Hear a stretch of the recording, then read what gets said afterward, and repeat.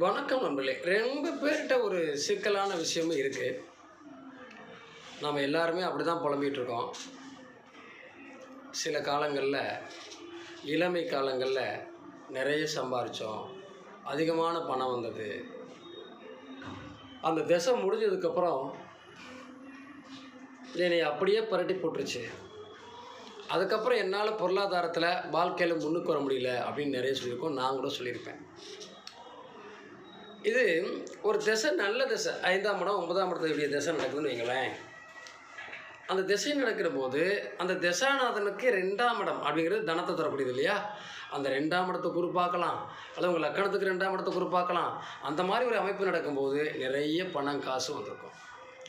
அடுத்து வரக்கூடிய திசையில் குருவோட கனெக்ஷன் இங்கே இல்லை. ஏன்னா தனாதிபதியே குரு தானே. அந்த கனெக்ட் இல்லை, அப்படி பார்வை சேர்க்கை இல்லை. அப்படிங்கிற போது அடுத்தடுத்த வந்த திசைகளில் அடிகளை வாங்குவோம், நிறைய